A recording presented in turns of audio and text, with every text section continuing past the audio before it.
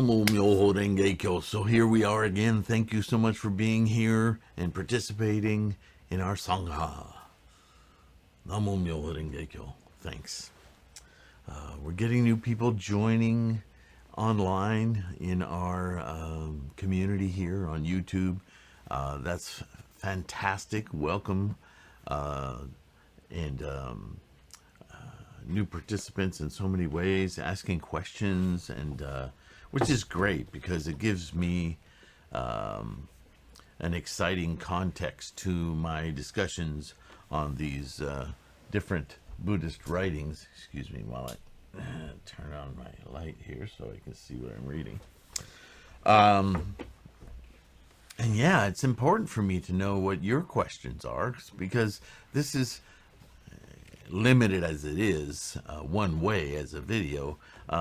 With your input, it can be more of a dialogue, not necessarily conversational, but you probably tell if you've watched any of my videos, whether they're go shows or other aspects of Buddhism, or even on art, other things that I've done.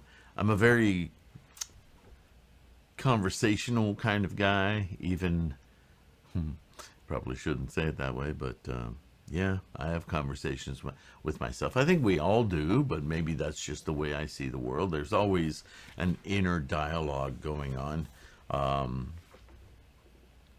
I think that's quite good because it allows room for development, for learning, for teaching ourselves new things, new ways of looking at things.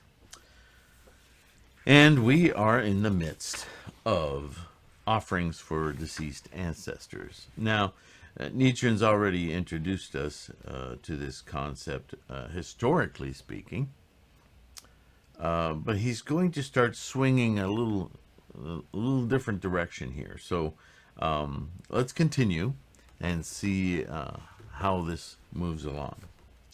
When Maudgalyayana saw this, he panicked, and because utterly confused, and he became utterly confused, and employing his transcendental powers, summoned forth the great flood of water.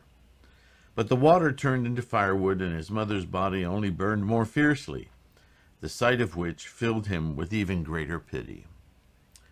So, as you'll recall from the previous video, part 1,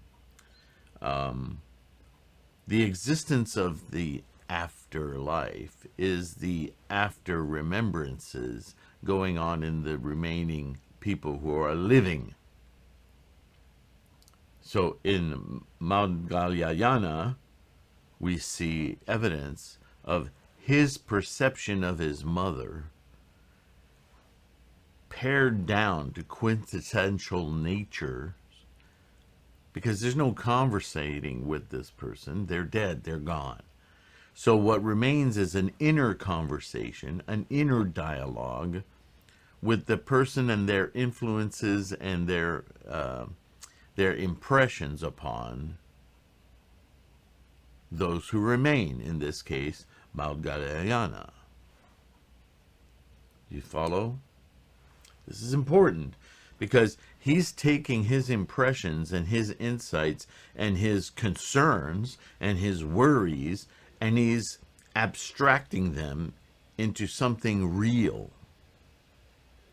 This is the samsaric disease, is it not? We take everything that we distinguish, parse, and categorize, and we create stories and meaning around them. This is one of the most difficult things for me to explain to people who are interested in the arts, even other artists. When I paint, I make paintings.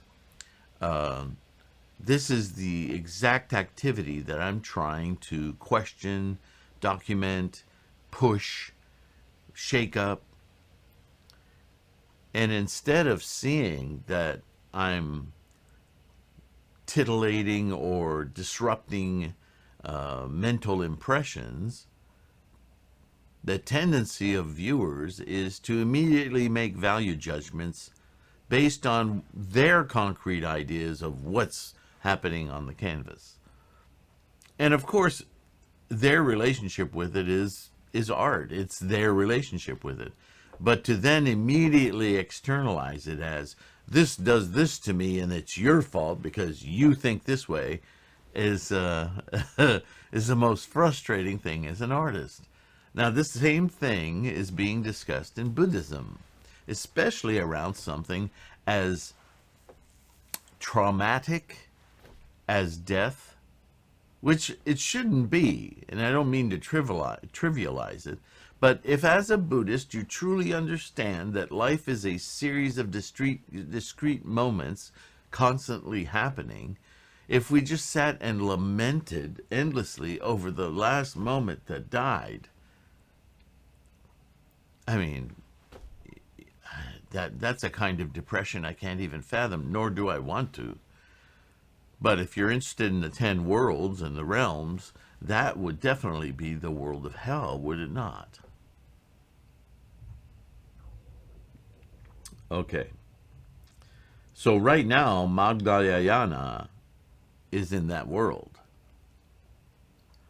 because he can't see his mother escaping from her own self-built prison of miserly a greed that takes shape in the form of stinginess and deprivation.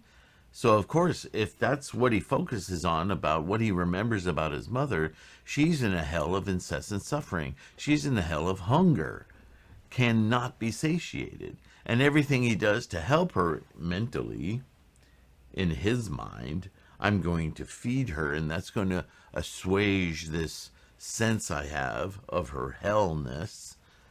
And instead it sets fire to her. Oh my God, I can't help her. Well, this is all a drama happening in his mind. So from the outside, you and I can see that this is a tremendously grieving person.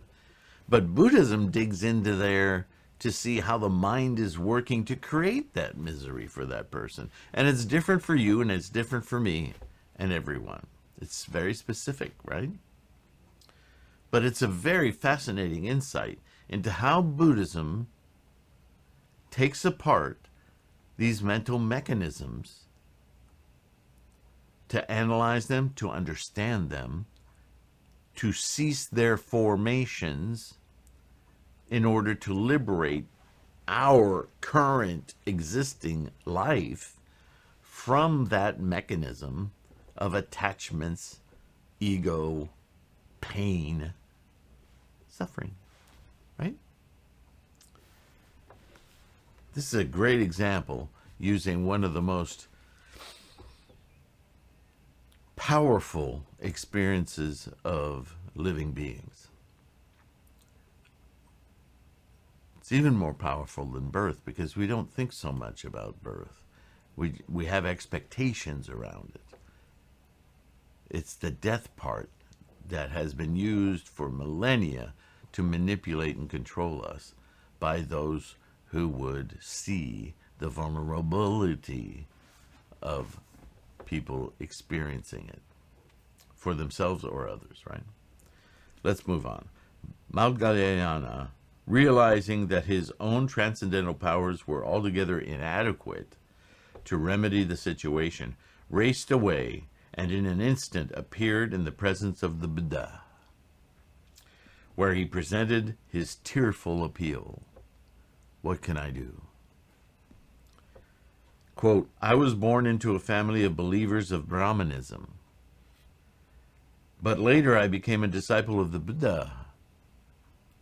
I have gained the rank of Arhat, the highest level of awareness or achievement in Hinayana Buddhism. But Hinayana is not freed yet. The concept has not developed yet in Hinayana of the Bodhisattva path.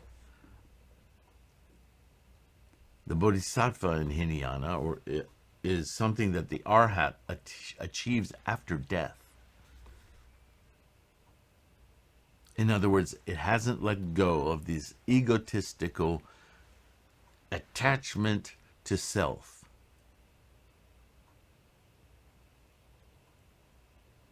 it still has remnants of Hinduism within the Buddhist practice. It's not fully developed Buddhism. It's a step along the way. It's like understanding geometry and trigonometry, but not really having a full grasp of algebra, and certainly not ready to deal with more advanced mathematical concepts. It's the same thing in Buddhism.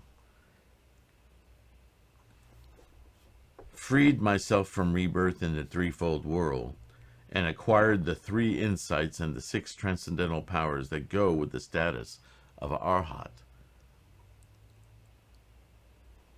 So he won't be reborn again, because still, culturally, Buddhism is talking to people in the idea of a life after death. It hasn't made clear that life and death are something that are, birth and death are something that are separate from life and death. In fact, ultimately in the Lotus Sutra, we find that life is a process that has no beginning and no end. And so our preoccupation with ending this timetable of this identity and this ego it's just a little blip of that endless, eternal thing, that ongoing process. And the only place we can realize it, participate in it, absorb it, influence it, and have it, is in this moment, this moment, this moment, this moment, right? Moment after moment. But now, when I try to rescue my own mother from the great sufferings that beset her, again, he's externalizing this. It besets her in his mind, not in reality. I seem only to make her anguish worse than before, which fills my heart with grief. Well, that's the most accurate statement he's made so far. He's grieving. The Buddha replied, quote, "Your mother has committed grave misdeeds. You alone do not have the power to remedy this situation. And indeed no one, neither the deities or heaven, the deities of the earth, the devil, the Brahmins, the Taoist monks, the 4 heavenly kings, nor the deities Shakra and Brahma have the power to do so. Therefore, on the 15th day of the 7th month, you should bring together all the sage monks of the 10 directions, prepare offerings of food and drink, representing 100 different flavors, and present them for the purpose of rescuing your mother from her sufferings." End quote. Now, I remind you, the Buddha, Shakyamuni, was extremely clever as a teacher who recognized the needs of his students, their time, their capacity, and he would devise practices, whether they were precepts or simple advice like this, that would challenge that student to take action, to change thoughts in a way that would take them to an answer they didn't understand. Madhagalyayana did not understand that this drama was unfolding in his own mind. He had fully externalized it and panicking. And so Buddha gives him a task. First of all, brilliant. Do something else. Stop obsessing about this and obsess about something else. And you will obsess about it, I guarantee it, because I'm going to make it about what you're obsessing about. Damn, I wish I had that kind of mind. So you're going to arrange, you're going to collect 100 different wise people, not just anybody. So you're going to have to work at this, and you're going to have to expose your inner realm to these smart people these sages. And you're going to have to assemble, basically, a party with excellent food and excellent product, because they're all in service to your mother. So you can't skimp. And these will be offerings. I love that. These will be offerings to rescue your mother, not to feed her.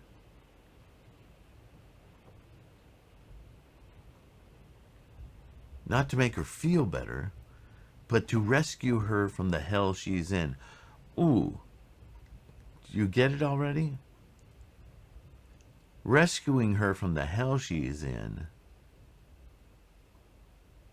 The hell she's in is the hell Madhyayana is in. She's not aware. She's not in any hell. His perception of her in hell is due to his intense obsession about the flaws that hurt him and scarred him most deeply about his mother. So by taking this benevolent act and inviting all of these important witnesses, he'll not only get their the benefit of their advice and their friendship and their community, but he'll also be expiating his obsession. Excuse me, my little dog is going crazy. So, sorry about that. Madhyayana did just as the Buddha had instructed him, and as a result his mother was freed from the realm of hungry spirits, where she had been destined to suffer for the period of a kalpa. In other words, this was going to be hard to change Madhyayana's mind about.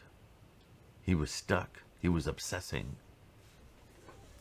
So we are told in the scripture known as the Service for the Deceased Sutra that is the reason why even now, in this latter age, after the passing of the Buddha, people perform this ceremony on the 15th day of the 7th month. It is common practice for them to do so. So this has become a tradition now. This is a very well-known story, talked about throughout many countries and millennia, hundreds and hundreds of years. Because it's in the sutra, it's part of a teaching on how to expiate one's obsessions about something that isn't real by creating a very real ceremony in order to assuage these negative thoughts. Nichiren would later call this kind of a thing earthly desires are enlightenment, because if they drive you to Gohonzon, drive you to your awakening, your enlightenment, your benevolent nature, then you will assuage your own obsessions. It doesn't say it that way because people didn't think that way then. But that's what's occurring here. Nichiren goes on, I, Nichiren, would like to note the following. The Venerable Madhyayana was, among the 10 worlds, one who belonged to that of the voice hearer. Right, the 10 worlds, if you study the 10 worlds, there's hell, hunger, animality, so on, until you get to the higher worlds, which are learning, realization, bodhisattva, and Buddha. Well, the learning is the voice hearer, one able to hear the sermons of Buddha.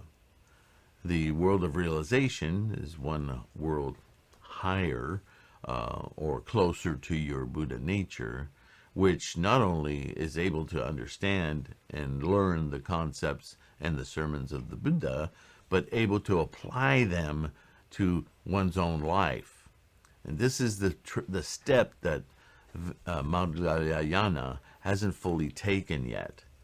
This is why the instruction and the story sounds the way it does, because he's stuck. He's stuck in learning. He hasn't come to realization yet. So the Buddha gives him something to do to help him along. Do you see why this is important to understand? This is why if you read this just at face value, it'll just sound like pretty words, and we play along. But if you study and you start to understand what the implications of all of these words, then the meaning starts to build on itself, and it becomes more and more profound. This is where we have an opportunity for personal insight. This is why I keep hammering on study. It's so important. It's Look at it as an entertainment. How many minutes, how many hours a day do we spend on media? On our phones, on our televisions, on our computers? Just really, most of it's just entertainment. I mean, you may say that you learned something from this or that, but truly, how much minutia of understanding of your own mental processes do you get? Can you mine from those experiences compared to just reading a go show, watching these videos, listening to the podcast, doing a little research for yourself? Bust open a book, read it page by page. You don't have to read the whole book at once. It just takes little bits of information to create massive insights. So let's go on. His observance of the 250 precepts was as firm as a rock, and his attention to the 3,000 rules of conduct, without a single exception, was as perfect as the full moon on the night of the 15th. His wisdom was like the sun, and his transcendental powers enabled him to encircle Mount Sumeru 14 times and thereby move the huge mountain. So these are all very colorful ways of explaining that Madhgalyayana was no slouch. Just because he had only attained the level of the voice hearers as an arhat in Hinayana Buddhism, he had not attained the Bodhisattva way nor the Buddha way. He wasn't there yet. So he was doing everything to the best of his abilities and was quite honored for it. But his insights were limited. So Nichiren goes on, and yet, even though he was a sage of this order, he found it very difficult to repay the great debt of kindness he owed his mother. Moreover, when he attempted to repay it, he actually increased her already great suffering. Well, not her suffering, but his perception of her suffering, right? Whatever she was suffering, she alone was responsible for changing. That's Buddhism. But at that level of Buddhism, there's still this bewildering mysticism about death. In comparison, the monks of today, this is Nichiren talking, observe the 250 precepts in name only. In other words, today, thousands of years later, in the latter day, our capacities are far beyond that of the arhat of old. Our capacity and insight is so much more profound, has the potential to be so much more profound, that those who play the game of Hinayana and earlier teachings or early Mahayana teachings, they're not really following these precepts and these rules and things in earnest. They're only giving lip service. They're giving voice to these things because they know what they are. They've studied it. They've learned it. And now, because they can answer any question about these things today, they claim some sort of experience and homage or knowing of them. But they only know them not by experience, but by, I guess you could say, scholarship, right? They know what book to read, but they haven't inculcated the meaning. They're not actualizing those because they're useless today. So he goes on, in fact, use their so-called observance of the precepts as a mean to dupe others. He says it outright. So these people today who say, I observe the 250 precepts, you should follow me, simply because they know what 250 precepts are and can name them all, they claim some authority through them and position themselves as superior. It's nonsense today. It's like as if I were to tell you, I have mastered fire. Therefore, you should revere me as a god of fire. Why? Because you know what? Because I know how to use lighter fluid? What? What? Right? I mean, it's that silly. Certainly to Nichiren it was. They have not a trace of transcendental power. And by that, there's no mental experience, dedication, or commitment to any of what those precepts presented to the people of those capacity at that time. It's really irrelevant to them. It's just something they know, something they can reference. A huge stone could sooner ascend to heaven than they could exercise such powers. Their wisdom is in a class with that of an oxen. No different from that of a sheep. Their wisdom. Though they might gather today by the thousands or 10,000s, they could never relieve one iota of the sufferings of departed parents.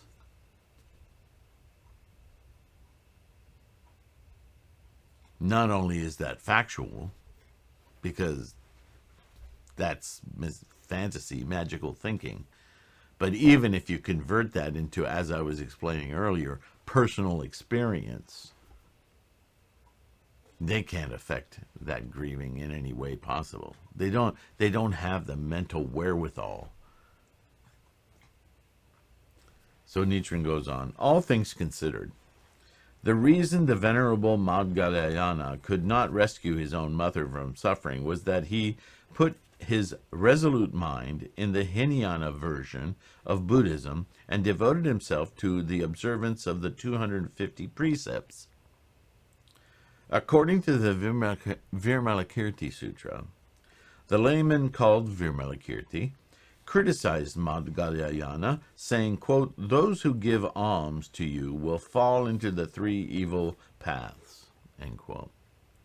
The meaning of this passage is that those who make offerings to the Venerable Madhyayana, a worthy man who observes the 250 precepts, will be reborn in one of the three evil paths. And this does not apply to Madhyayana alone, but to all the voice hearers and to those in the latter age who place great emphasis upon the observance of the precepts. So if you're familiar with the Virmalakirti Sutra, it is the beginning of the provisional Mahayana teachings. And in it,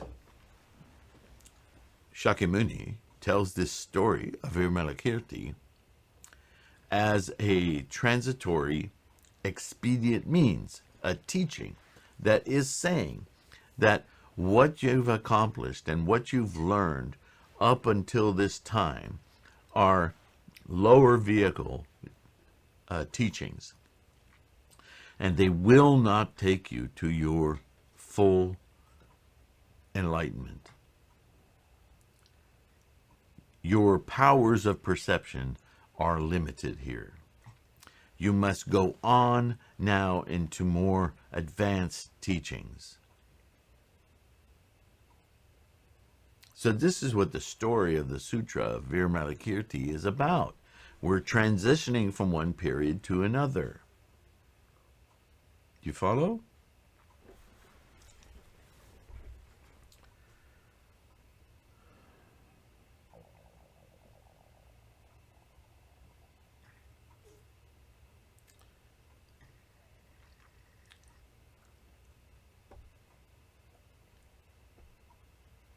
In comparison to the Lotus Sutra, this Virmalakirti Sutra I have just mentioned is no more than a lowly servant far down in the ranks of retainers. The point is that the Venerable Madhgalyayana had not yet attained Buddhahood himself.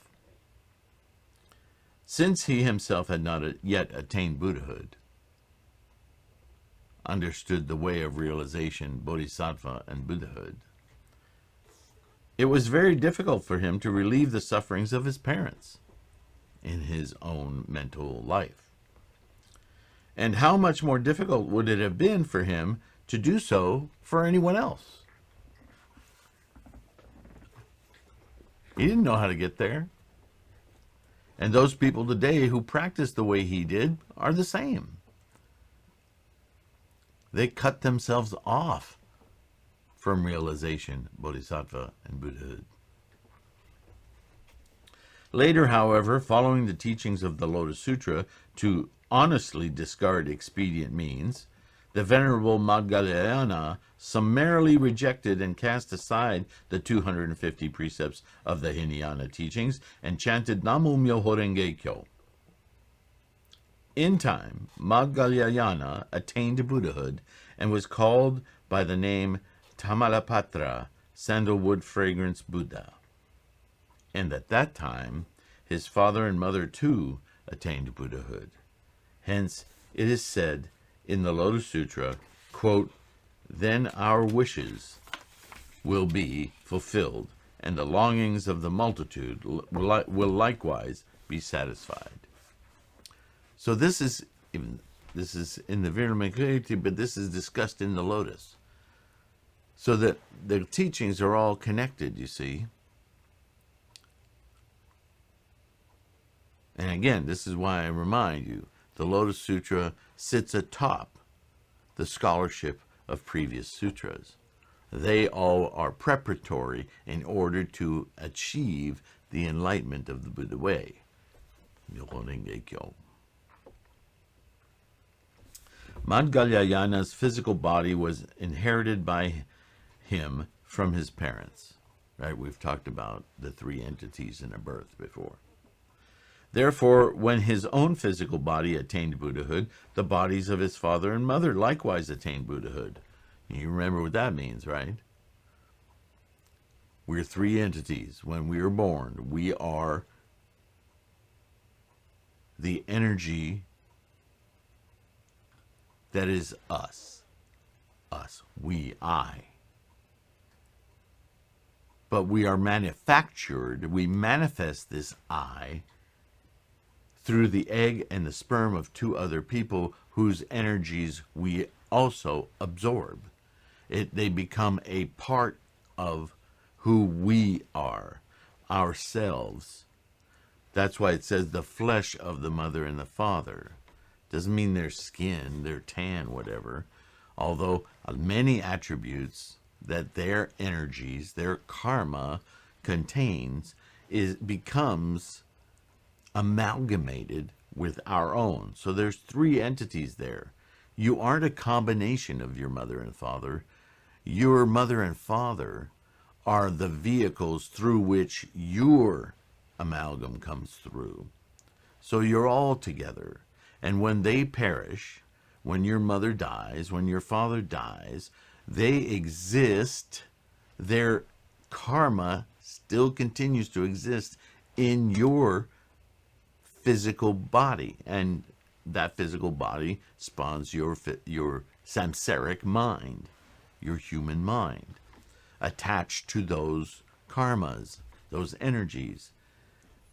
Another way to look at this is, as I said earlier in another video, our bodies go through constant regeneration on a cellular level, right? Bone marrow has stem cells in it. Stem cells are cells that don't know what to be yet. They're cells, but are they heart cells, liver cells, skin cells, brain cells, lip cells? And they get programmed through our mitochondria and other mechanisms in our body, for lack of, without getting too complicated, your DNA, and maps out what cells are needed and where they need to be replaced. So we're constantly replacing the cells of our body. So to the point where by about the 7-year mark, every single cell, every single nose hair, toenail, every single strand of muscle in the heart has been replenished by new cells. So we quite literally are not the person we used to be. We're remanufactured constantly. So after 7 years, you would expect that your feelings of grief and even your thoughts and understandings and the depths of your mind recollections about your loved ones will be greatly diminished, because there's simply those physical components of your memory have been replaced. And there's always a little loss from moment to moment, from replication to replication. There's a little bit less information. Our human mind is constantly, our brain is constantly editing. And so, as human beings, we make these observations. They're very obvious to it, but we folklore them. Everything will work itself out over time. Your pain will gradually decrease over time. All you need is time. We talk about this all the time. All right, let's go on a little further here. By way of analogy, Nichiren says, let us consider the case of the military leader Taira no Kiyomori, the governor of Aki, who lived at the time of the 81st sovereign of Japan, Emperor Antoku. Kiyomori, engaging in one battle after another, overthrew the enemies of the nation and in time advanced to the highest post in the government, that of Grand Minister of State. Emperor Antoku was his grandson. All the members of his clan were permitted to enter the palace and were assigned to positions of great eminence. Kiyomori held the entire country of Japan, with its 66 provinces and 2 outlying islands, in the palm of his hand, and people bowed before him as plants and trees bow before a great wind. The symbolism here is wonderful, isn't it? But he became arrogant and puffed up with pride, and in the end treated the deities and Buddhas with contempt and attempted to control the shrine keepers and the Buddhist monks. As a result, he aroused the enmity of the monks of Mount Hiei and of the 7 major temples of Nara. Eventually, on the 22nd day of the 12th month, in the 4th year of the Jisho era, in 1180, he went so far as to burn down 2 of those 7 temples, Todaiji and Kofukuji. He's a little drunk on his own power, right? The retribution for this grave offense soon fell upon the persons of the Grand Minister and lay monk himself. In the following year, the 1st year of the Yowa era, on the 4th day of the intercalary 2nd month, having contracted a fever, he began to burn like a piece of charcoal, his body the fuel, his face the flames. In the end, tongues of flame shot out from his body, and he perished from the heat. Must have been quite a fever. The results of his grave offense then fell upon his 2nd son, Munemori. Munemori was thought to have drowned in the Western Sea at the Battle of Danawara.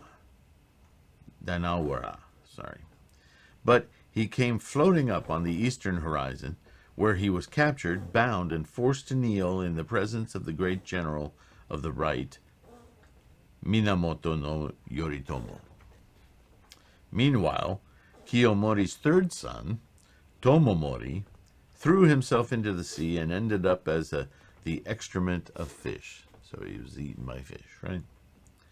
And his 4th son, Shigehira, was taken captive and bound, and after having been dragged first through Kyoto and then through Kamakura, was in the end handed over to the 7 major temples of Nara. There, a great multitude of 100,000 temple followers gathered, and declaring him to be an enemy of their Buddha, one by one slashed him with swords. Damn.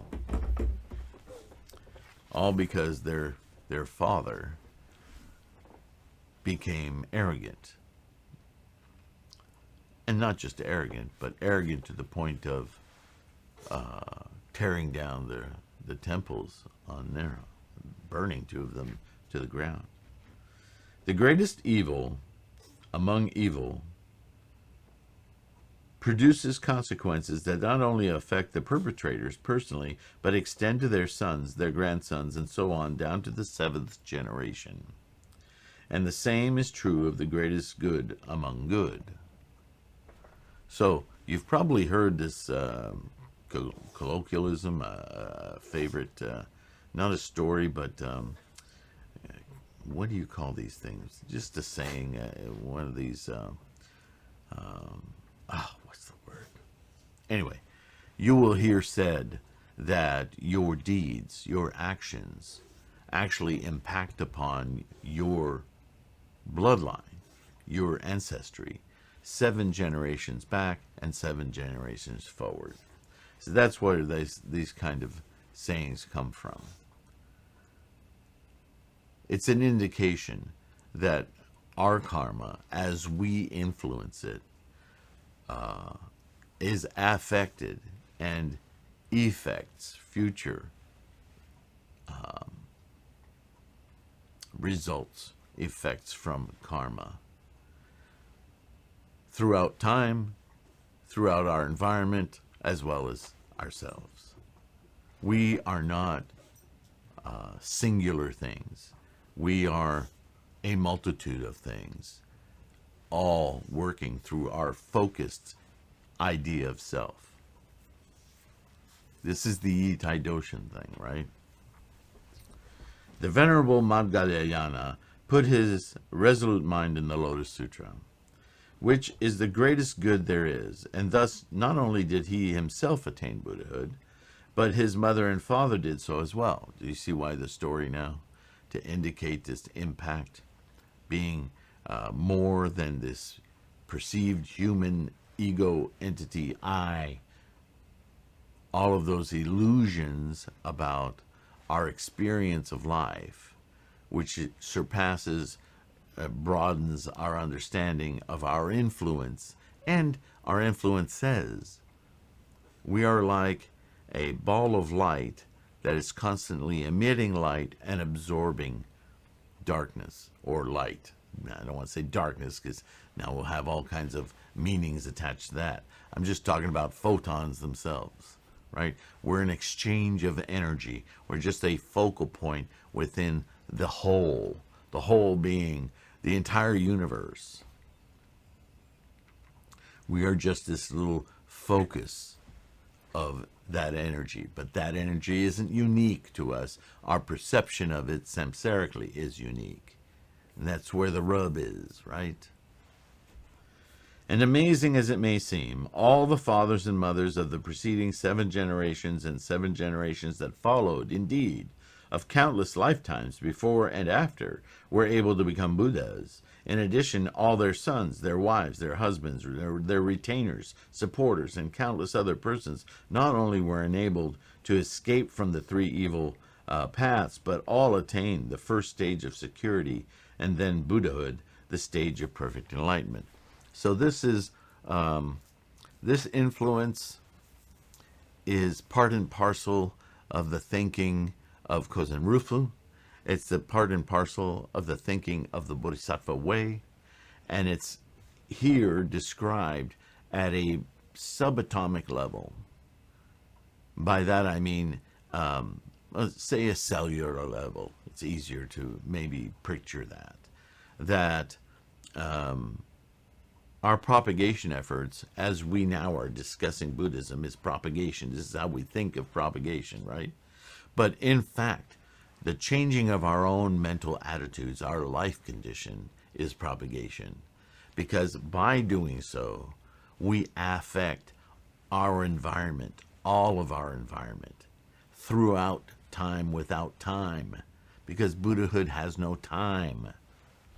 It has no beginning or end, just as we do not, except the we that is human.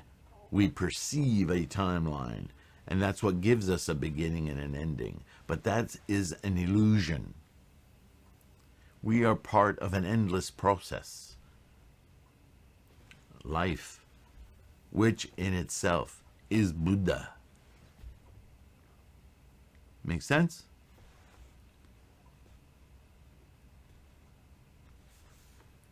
Therefore it is said, let's go a little further. Therefore it is said in the third volume of the Lotus Sutra, quote, "We beg that the merit gained through these gifts may be spread far and wide to everyone, so that we and other living beings all together may attain the Buddha way."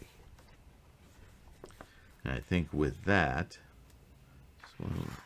we're almost done, folks. With that, yeah, that's from the Lotus Sutra. Should we try to finish? It's getting a little lengthy. I think I'll save this last page for a roundup. And I'll do a little bit more talking. So we'll have one more part. I think that's a good place to end for today. And I'm going to mark my page here.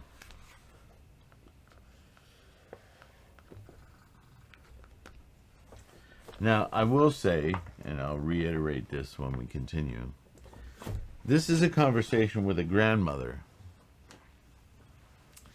So I imagine just upon hearing that, you already are having many thoughts in mind. The idea, these conversations that Nichiren is having with her about these multiple generational influences is probably much more visceral for a grandmother whose whole purpose in life at that moment isn't career, it isn't farming, it isn't even upholding her husband who may have passed away. Everything in a grandmother's mind is about her children, her grandchildren, her great-grandchildren. They have far more meaning and value, quote unquote, to her existence or happiness than her own life. So to hear Nichiren speak this way must be a great comfort to her, to know that her efforts can actually have a direct action on the happiness of her lineage, her children, her grandchildren, right? That's all she thinks about.